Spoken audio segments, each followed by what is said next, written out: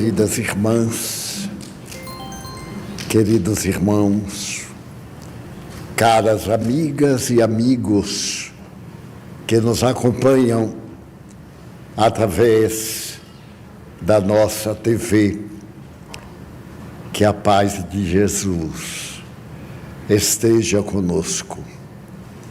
Posso imaginar o que foi a surpresa dos amigos de Lázaro depois que ele ressuscitou.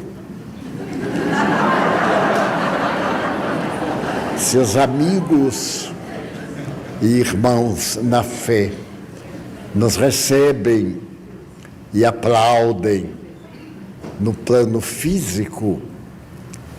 Eu imagino aquele homem modesto que estava na sepultura 3 dias e Jesus o retirou de lá, colocando em contato com a própria vida. Narra o espírito Humberto de Campos, através da mediunidade de Chico Xavier, que dias após ele estava muito contente e foi ao templo para agradecer a Deus. O sábado dedicado às orações. E quando ele estava no templo, aqueles crentes foram tomados de surpresa ao verificarem que alguém que estivera morto ali estava participando da atividade religiosa.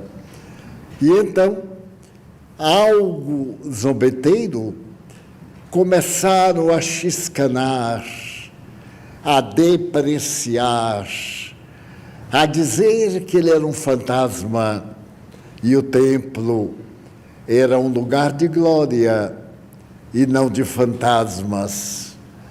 Lázaro estava muito contente. Afinal, reconquistou a vida física depois de estar inumado, quando uma pedra lhe bateu na face, como era muito comum entre os hebreus da época. Dessa forma, ele foi tomado de valor e olhou para o grupo e disse com energia: olá, cuidado, aquele que me arrancou do túmulo também pode levá-los para lá em definitivo. Então percebeu que todos os aparentes adversários estavam com mágoa de ele haver recuperado a existência física e se afastaram naturalmente. Aquilo que me aconteceu é perfeitamente normal e acontece a todos nós, sem exceção, porque o amor de Deus não tem privilégio.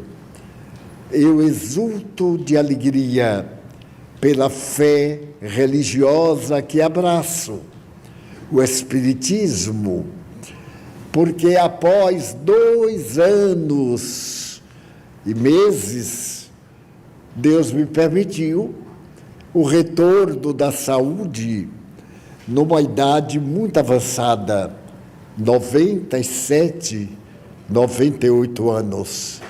Não é uma brincadeira.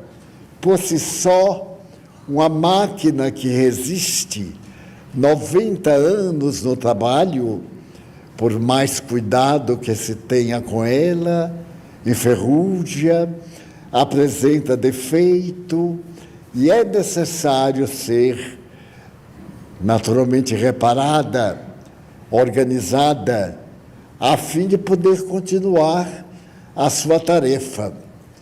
Fazia mais ou menos 2 anos que eu me encontrava doente, mas mantinha a minha saúde emocional, não demonstrava não faltava aos meus compromissos espirituais, que são primazia, e sempre que possível, eu procurava realizar um esforço além das minhas possibilidades, para demonstrar que a dor é uma bênção que Deus oferece aos seus eleitos, que para ser feliz e sorrir, não é necessário tudo estar bem, conforme os padrões terrenos. É necessário estar de consciência tranquila, porque pode enfrentar tudo e todos em qualquer situação, com qualquer equipamento e, acima de tudo, com harmonia. Nesses 2 anos, eu visitei 16 médicos e nenhum deles, a maioria de amigos, alguns de hospitais relevantes do país, outros anônimos gentis, não acertavam com o diagnóstico. Somente me diziam: você tem um organismo admirável. Um grande cardiologista brasileiro me disse: seu coração tem energia para ultrapassar os 100 anos. Eu disse: bem, e se eu não quiser os 100 anos?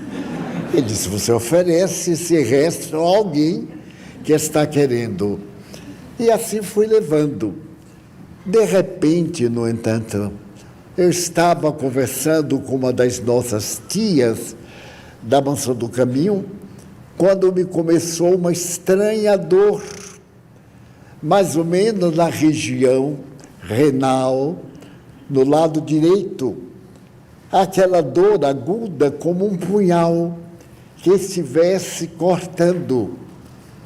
Eu que não sentia nada de dor, somente angústia, um estado de energia bem deficiente, ausência de forças, passei a sentir uma dor insuportável. Então eu comprimi e a dor desceu. Desceu e eu disse: meu Deus, eu vou gritar, porque está uma dor insuportável. Mas eu sou muito resistente à dor. Eu aguentei firme e disse: estou sentindo uma dor muito grande, mas não saberia dizer em que órgão. Eu sei que é aqui do lado direito, que está me castigando cruelmente. A nossa enfermeira, Gerolina, me disse: vamos fazer uma ultrassonografia em nosso aparelho para ver se identifica alguma coisa. Então, a dor da forma que apareceu, desapareceu. Enquanto íamos da Casa Grande ao serviço médico, a dor desapareceu magicamente. Submetemos a um exame ligeiro, nosso aparelho é muito velho, e identificamos na área 3 sinais que caracterizavam a proximidade de alguma doença. Nesse caso, recorremos ao médico e fomos ao hospital no dia seguinte. Ao fazermos novamente em um aparelho meticuloso, com técnicos, ele constatou que eu estava com um tumor. Eu pensava que era na parte superior do rim e me preocupei. Ele me disse: não é no rim, é na bexiga. É o impedimento do canal urinário. E essa dor é exatamente a impossibilidade desse canal preencher a sua finalidade. Tem que fazer uma cirurgia imediata para poder abrir ou colocar um aparelho especial para essa finalidade. Eu me internei no mesmo dia. No dia seguinte, eu fui operado. Fui operado e no momento da operação, os médicos, uma equipe, não conseguiu encontrar o canal que devia estar obliterado. Perceberam a tumoração na parte superior, mas não havia como o líquido pudesse passar, porque não parecia o canal. Adiou para fazer uma segunda operação. Fez a segunda operação e, felizmente, na maior facilidade, apareceu o canal e eles fizeram uma raspagem daquela massa que estava tomando a passagem dos líquidos. E essa pasta foi para a análise. Foi feita a terapia, a urina começou a fluir normalmente, aparentemente recuperou, mas o tumor estava presente. E então foi para a análise anatomopatológica. E depois de 15 dias, deu que era um tumor canceroso. Eu perguntei à médica, a doutora Clarissa, uma autoridade em patologia, quer dizer, em câncer.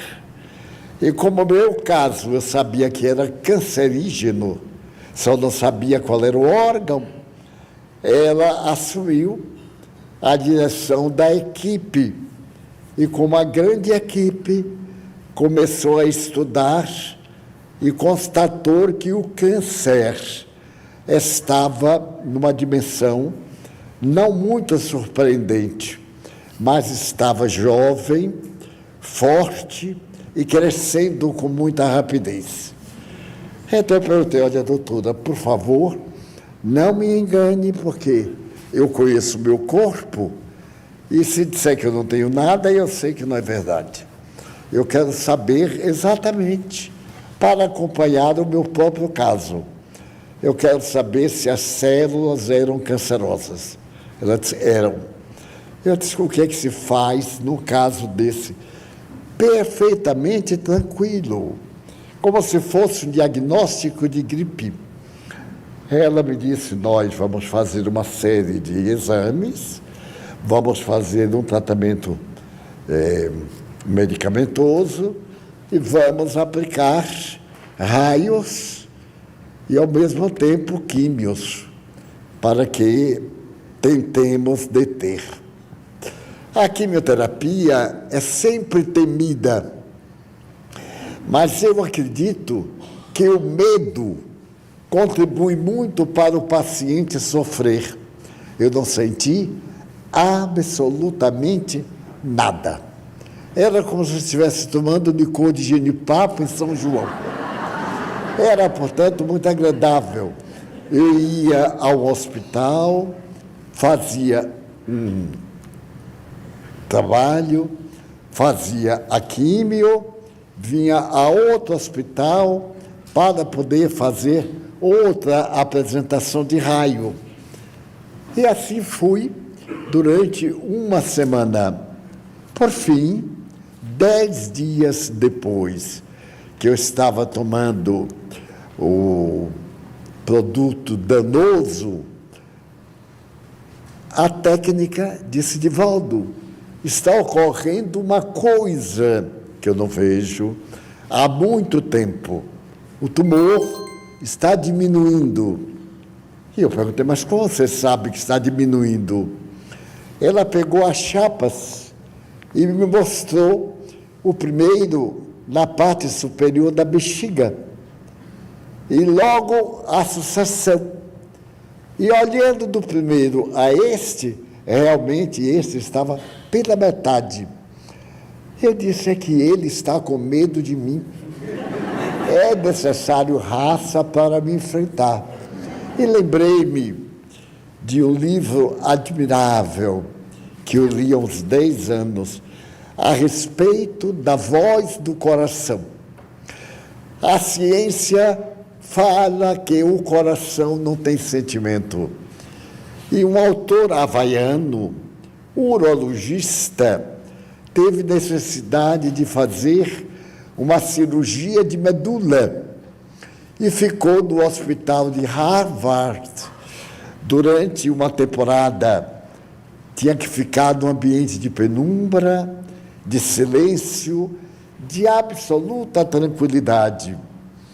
E ele, então, percebeu que existem duas vozes. A voz da razão. A gente logica, faz o paralelo, examina, e então tem uma conclusão.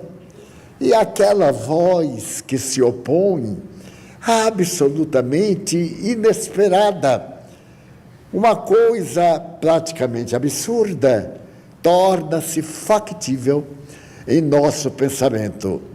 E ele disse que é a voz do coração. Na tradição, isso foi levado para o coração feminino e para o coração materno. Então diz que voz de mãe, praga de mãe, como também bênção, tem um valor muito grande, penetra. E ele ficou atento e percebeu que quando ia fazer a quimio, havia sempre algo que lhe chamava a atenção. Porque todos os pacientes detestavam a máquina que tinha que fazer a terapia. Depois havia uma outra terapia mais difícil e dolorosa. E as pessoas reclamavam, xingavam a máquina. Ele então percebeu que no universo tudo é vida. Não se podem tomar atitudes sem o verdadeiro respaldo. Ele então tomou a atitude de amar a máquina. Então ele dizia: minha vida está nas suas mãos. Aquele monstro de máquina que era responsável por fazer-lhe vários tipos de aplicações, estava sempre em ordem nos dias que ele ia fazer a terapia. No entanto, a maioria dos pacientes ou estava a máquina quebrada, houve uma dificuldade com o terapeuta. A verdade é que isso chamou a atenção da área hospitalar. O que é que ele fazia? Que a máquina estava sempre bem. E como é que ele conseguia melhorar, sendo homem de idade avançada, cujos fatores eram todos negativos à saúde? A verdade é que ele ficou bom. E escreveu uma obra técnica a respeito da voz do coração. Em síntese, não duvide da força do bem. Existe no universo, é a sua tese, uma força que se caracteriza pelo bem. Se você se apoia a essa força do bem, você não está impedido de sofrer, mas sofrerá melhor do que aqueles que não estão preparados. E dessa forma nasceu a nova teoria de a voz do coração. Como eu sempre tive a voz do coração muito pronunciada, porque é uma voz que vai contra a teoria da razão. Quando me tornei espírita, parecia-me um absurdo que os mortos que eu vi dissolver-se e serem levados à campa pudessem voltar. E então eu via que eles voltavam, que eles dialogavam comigo, inclusive. Então, como era lógico isto? A ciência me dizia que morreu, acabou, diluiu-se. E, no entanto, eles vinham, traziam notícias, afirmavam coisas que eu não sabia, mandavam mensagens aos seus familiares. Era uma coisa que eu tinha que acreditar sem provas. Então, as minhas provas eram a voz do coração, porque eu acreditava em Deus. Nunca perdi a ternura infinita por Deus, e dizendo melhor, por Jesus Cristo, porque Deus é inumano, inconcebível, mas Jesus Cristo havia sido ser material como eu, havia lutado, havia enfrentado dificuldades, havia vencido traições, havia superado situações difíceis. Então eu me tornei seu amigo. Mesmo que ele não me pudesse conhecer, não era importante. Era importante que eu o conhecesse e seguisse as suas lições. Então, a minha voz do coração era muito forte. E assim eu apliquei no meu câncer a técnica do médico havaiano. Eu não digo o nome dele porque não sei pronunciar, é um nome muito difícil. Mas o livro é A Voz do Coração, a quem interessar. Então, eu comecei a olhar aquele tumor, que eu tive a oportunidade de ver o esboço na fotografia, na chapa, que ele fosse autoconsumido. Não aplicava nele o ódio, aplicava uma ação positiva. Da mesma forma que os glóbulos brancos lutam pela sobrevivência do paciente com as suas próprias armas, os leucócitos dispõem de equipamentos para vencer dificuldades. Eu vou pedir a Deus para proporcionar a você força de autoconsumpção. E, para minha surpresa, no dia seguinte, ele estava menor. E 2 dias depois, desapareceu completamente. A área, como numa fotografia, apareceu perfeitamente livre de qualquer tumoração, de qualquer deformidade ou de qualquer problema na área. Porém, ficou a problemática da saúde do aparelho, que havia sido a consequência do câncer. Então, a minha médica disse que eu necessitava de fazer um longuíssimo tratamento e que, ao mesmo tempo, me fortalecer, alimentar-me bem.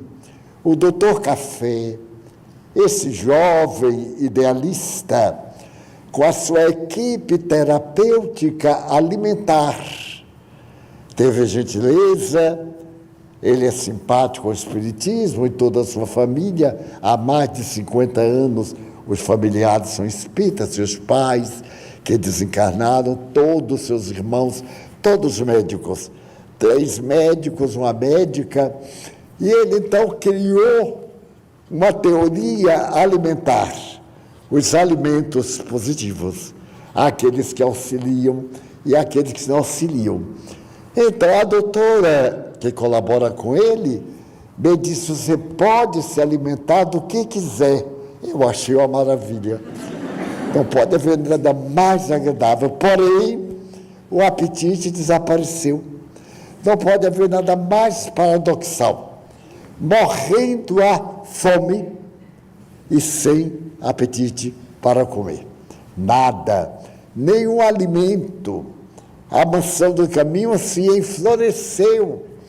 O presidente se preocupou com alimentação específica. E eu só ouvi os cochichos. Comprou isto, comprou aquilo, comprou pimenta do reino, comprou sal, comprou não sei o quê, e tem uma cozinheira especial. E eu fiquei esperando o que era de especial.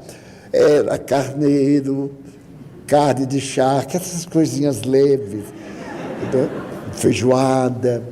E então vinham também para mim. E outra alternativa, eu conseguia o mínimo. o que me permitiu emagrecer 5 quilos. Se vocês não notaram, é falta de caridade.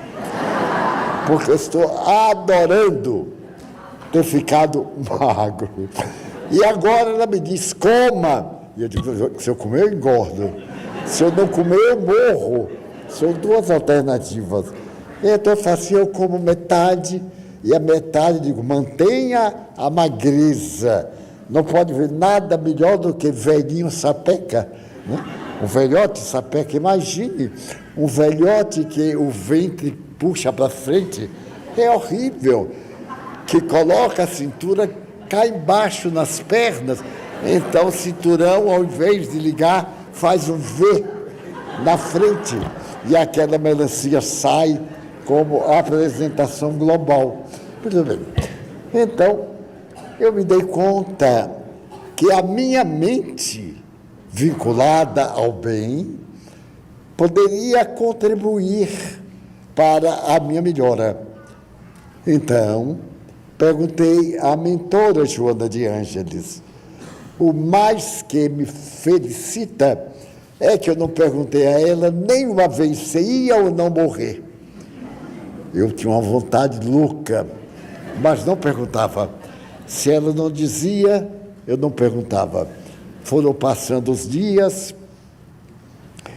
e, de repente, ela me disse, o senhor recebeu uma nova moratória.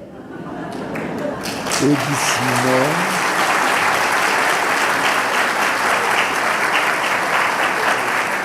Eu, que sou uma pessoa lúcida, perguntei, de quanto tempo? E ela respondeu, enquanto for necessário. Quer dizer que pode ser a volta hoje, ou daqui pelo menos a 4 anos, né? Passar pelo 100 fazendo go de qualquer forma. Muito bem, eu fiquei sanado, perfeitamente saudável, porém numa fraqueza que era capaz de ler uma página de 10 linhas. Quando melhorei, aí me apareceu uma gripe estranha, o aparelho fônico perfeito. Vários médicos examinaram, não tinha inflamação, não tinha nada. E eu fiquei com a voz impossível. Eu mesmo estranhava aquela taboca soando diferente. Disse, mas de quem é esta voz? Deve ser algum obsessor incorporado. E que na terra foi um fanhoso. E aguentei. Fiz a terapia que a médica recomendou e melhorei. Estou em fase, naturalmente, de processo curativo. Ainda não estou curado porque estou muito debilitado. É natural. Foram 2 meses de silêncio e de solidão. Eu fiquei deitado, sem receber visitas, porque a recomendação era economizar as energias para poder ter força de enfrentar o câncer. O câncer é a lei funcionando. Então, vamos ajudar a lei amando-a para poder nos libertar. Mas o que me comove, eu não posso deixar de registrar, foi o número de e-mail, de WhatsApp. Eu recebi quase 3.000. E como se deduz, era impossível responder a todos. Eu pedi à diretoria para botar uma nota na internet, rogando desculpa e agradecendo a todos. Mas lentamente eu fui agradecendo. Eu só estou com os 400 e poucos, respondendo devagar. Tanto, se alguém não recebeu a minha resposta, não é indelicadeza, é impossibilidade. Porque, afinal de contas, eu tinha que me concentrar muito no meu próprio problema. Está no Evangelho, homem, cura-te, para depois curar os outros. Então, eu me lembrei que quando o Papa João Paulo II veio ao Brasil, Ao chegar no Maracanã, por ali, ele fez a primeira saudação à terra brasileira. E ele disse esta frase que muitos católicos não decodificaram: eu não tenho prata nem ouro para vos dar. Foi o que ele disse. Essa frase está no Evangelho. Jesus havia desencarnado. A ressurreição se havia tornado real. Havia uma saudade imensa naqueles corações. E os apóstolos, Pedro e João, estavam em Jerusalém. Então eles iam ao templo. E desta vez os dois foram ao templo para agradecer a Deus as suas concessões. Quando eles saíram do templo, havia muito mendigo, como até hoje, muito mendigo, aleijado, pessoas deformadas, miseráveis econômicos, e eles saíram habitualmente como todos. Então, um mendigo aleijado se voltou para Pedro e disse: dá-me uma esmola. E Pedro respondeu: não tenho prata nem ouro para te dar, mas o que eu tenho, dou-te. Levanta-te e anda. O homem levantou-se e caminhou. Ficou curado naquele momento. O fascinante é que todos que viram queriam curar-se também. E aqueles que chegaram até Pedro e João curaram-se. E aconteceu que a notícia espalhou-se. E o povo levava seus doentes para que eles abençoassem. Daí, eu, naquele momento de reflexão profunda, no silêncio do quarto, e não é muito agradável, este silêncio solitário, sem ler, para não desviar o pensamento, sem fazer exclusivamente nada. Pensar somente na saúde. Construir, com a ajuda divina, a saúde. Eu digo, os mentores não têm prata nem ouro, mas o que têm, podem dar. Alegria de viver, saúde, paz. Então eu vi e fui apresentado à equipe dos espíritos que estavam cuidando da minha problemática. 2 deles eram ex-professores da Faculdade de Medicina daqui da Bahia, um dos quais foi o meu grande amigo aqui na Terra, o doutor Jesuíno. Ele me apareceu e disse: fui convidado para não deixar você vir para cá.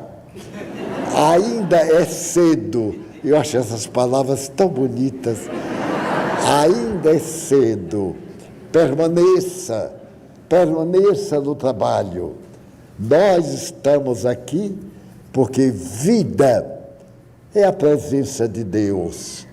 E tenha alegria. Também recebi cartas, WhatsApps belíssimos, de conforto. Tenha paciência. Você já pagou de véspera. Cada qual me mandou uma mensagem do seu coração, que eu agora retribuo oralmente, já que eu retribuí espiritualmente, no mesmo momento, orando por essas almas amigas.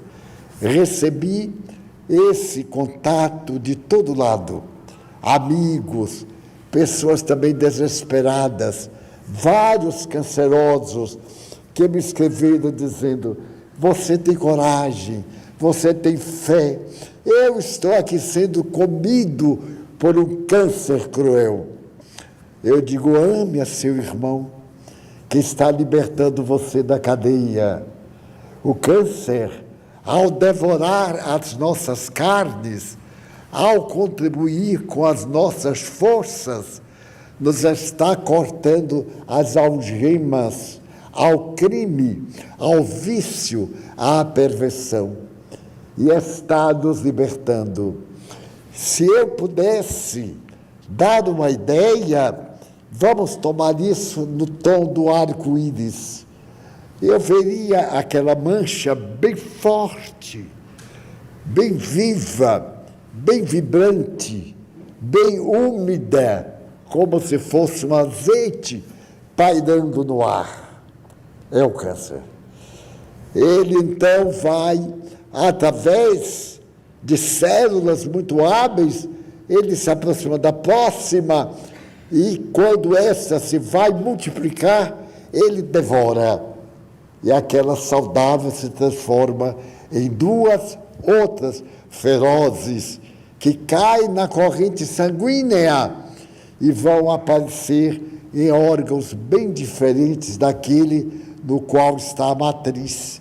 A matriz pode estar no pé e a pessoa ter uma ferida no cérebro, ter um tumor em qualquer órgão interno, e o fator básico está bem distante daquele local. Então, o que fazer? Aplicar o autopasse. Se nós temos o dom de curar, pedi e dá-se-vos-á. Buscai e achareis. Então, nós que podemos curar os outros, é claro que podemos curar-nos a nós outros mesmos. Então, uma coisa que me comoveu em nossa casa, e eu quero agradecer, porque é realmente raro. Certo dia eu estava dormindo e acordei assustado. E vi duas pessoas ao lado da minha cama aplicando-me passes, 2 residentes aplicando-me passes. Sem me dizer nada, aqueles 2 corações amigos, desde a hora que eu caí doente, até ontem, sem cessar, toda madrugada, toda noite, me aplicam passe, me dão energia. Essa energia que nós distribuímos aqui em nossas reuniões de quinta e sábado, uma energia mais específica, mais direta, porque é vis a vis. Eu fiquei tão comovido da gentileza, e até agora as pessoas não me disseram nada. Mas como eu já vi ontem mesmo, ao me virar, eu vi em espírito, eu estava fora do corpo e vi me aplicando passe longitudinal. Fiquei profundamente comovido, porque das mãos do passista saía peregrina luz. E é uma coisa curiosa, eu tenho dificuldade em perder a consciência no sono. Pois bem, eu tenho um confrade que toda vez que me aplica o passe, eu nunca o vi terminar o passe. A energia é tão real como uma energia elétrica sendo desenhada, o raio, a luminosidade. Então eu vou sentindo penetrar em todo o corpo, como na corrente sanguínea, aquela vibração, e perco a consciência, adormeço. No dia em que eu tomo passe, eu não tomo remédio para dormir. Não precisa, no dia seguinte eu acordo e vou recordar que a pessoa estava conversando comigo e daí desapareceu tudo. Eu só fui acordar no dia seguinte. Então, pedi e dá-se-vos-á. Repetimos. Eu não tenho prata, mas eu tenho sentimento. E sentimento é vida. E tenho a plenitude do amor, a ajuda espiritual que está ao alcance. Neste reencontro, que é uma conversa ao pé do fogão, como os cristãos primitivos. Quero dizer-lhes que, acima de tudo, vale a pena deixar que a revelação do Evangelho tome conta da alma. Em um minuto sequer, eu me preocupei, porque eu tive um instante de desencarnação. Na terça-feira passada, às 10h12, eu comecei a desencarnar. E então eu senti que estava saindo do corpo. Então eu digo, chamo alguém ou não chamo ninguém. Optei pela alternativa de não chamar ninguém. Um dos meus filhos toma conta de mim. A diretoria colocou uma pessoa de dia e de noite para assinar que eu morri mesmo, para tomar conta do cadáver. E o velhote é duro, parece um nó de cana, cada vez está mais forte. Tem hora que dá conselho ao que toma conta. Mas então, sou muito grato a essas pessoas, aos filhos adotivos que foram elegidos por nosso Mário para tomarem conta, porque permanecem ali, olhando, próximo, esperando o último suspiro. Eu disse, mas não vai assistir o último, não quero nada de último suspiro, vai assistir um suspiro. E então eu comecei a ter a sensação de morte. Fascinante, porque eu comecei a ver os espíritos que desencarnaram e que foram meus amigos há 80 anos. Não lembrava mais. Então apareceu fulano, apareceu Beltrano, apareceu um deles que não foi tão íntimo, mas foi amigo na adolescência, e me disse assim, Divaldo, você ainda está na Terra? Pois eu estou desencarnado há 60 anos. Eu disse, nossa, é um castigo, não teve o direito de voltar. Ele disse que não, ainda está por lá. E então, ele me contou algo muito interessante. Ele me contou que certo homem era médium, e era um médium com excelente faculdade. Tinha clareaudiência, clarividência, psicofonia, incorporação, mas tinha um caráter bastante malévolo, mentia por demais. A mendacidade nele era uma característica da sua realidade. E então, quando ele já estava velho, ele adoeceu porque ia desencarnar. Foi levado ao mundo espiritual e uma entidade amiga disse, olha, você veio aqui para saber que a vida continua. Aproveite o que você está tendo lá na Terra, faça o bem, aplique as suas energias, trabalhe pela caridade, vai ser muito útil para você. E ele, então, ficou perguntando, mas por que essa recomendação? Porque o seu período na Terra se esgotou. E então venha ver o que está lhe esperando. E ele foi a uma região muito perturbadora, de névoa, de pântanos, de coachar, de sapos e rãs e outros ofídeos. Então, naquela situação, ele foi ficando com medo. Depois, uma tempestade imensa sacudiu o ar que ele estava. Por fim, ele disse, o que é que eu tenho que fazer? A voz do Espírito amigo disse, proceder bem, falar a verdade, dizer o que você pode fazer. Ele disse, muito bem, e eu vou desencarnar? Não, vai ficar na Terra. A Terra é que é um lugar bom de pagar dívida. porque ninguém escapa. Todo mundo paga a sua dívida. Você vai ter mais 5 anos para resgatar as mentiras que você deixou pelo caminho e plantar a seiva da verdade para o bem-estar de todo. E então o Espírito se voltou para mim e disse: parecido com você, não é? Eu disse: não, absolutamente. Nenhuma parecença, porque eu tenho sido leal a mim mesmo. As minhas mentiras não afetam a ninguém. E me lembro que uma vez, como já contei aqui, eu perguntei a Chico Xavier: você mente, Chico? E fiquei olhando para ele, ele riu e disse: não, Divaldo, eu adio a hora da verdade. Pode haver nada melhor do que isso.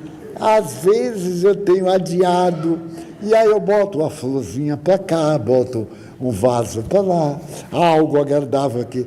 Mas mentir assim conscientemente, vou ficar aqui 1000 anos, mas não ter para pagar.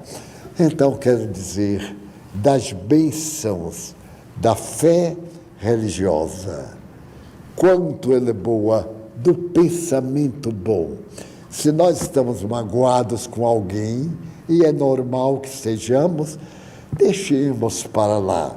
A mágoa é como câncer. Ela se devore e desapareça. Nos deixe em paz. Em nossa volta de hoje, em nosso reencontro de amigo e de irmãos, cada um faça de conta que a oportunidade foi sua e que a moratória é sua. Aproveitar essa moratória de maneira prodigiosa para o seu desenvolvimento intelecto-moral, para a sua felicidade. E pedir a Deus que nos permita continuar em nossa casa. Fascinou-me porque Joana me disse: o resto das forças você vai buscar em nosso templo, em nosso santuário, em nossos irmãos.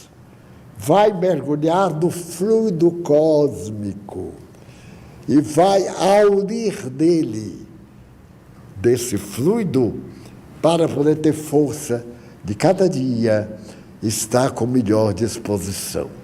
Então, o Centro Espírita é um hospital. Não esqueçamos, nós temos um compromisso com os guias.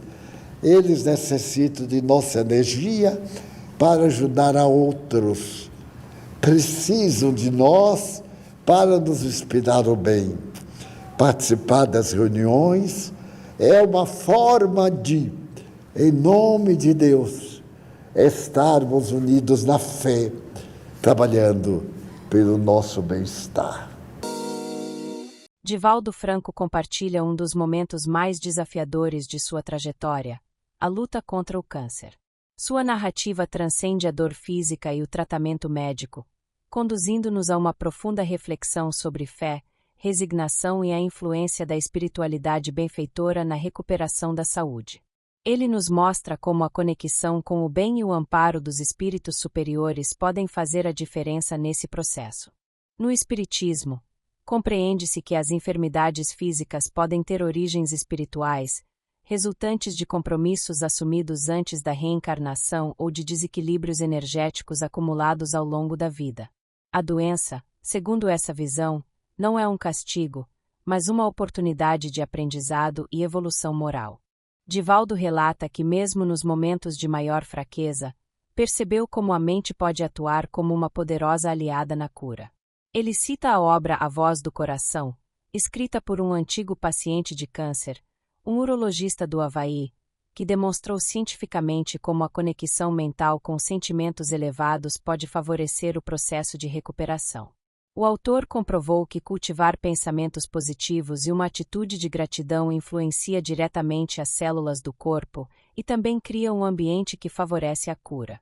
Essa abordagem se alinha aos princípios espíritas, que ensinam que a mente desempenha um papel fundamental na manutenção da saúde e na superação das enfermidades. Outro aspecto relevante é a influência dos espíritos benfeitores em sua recuperação.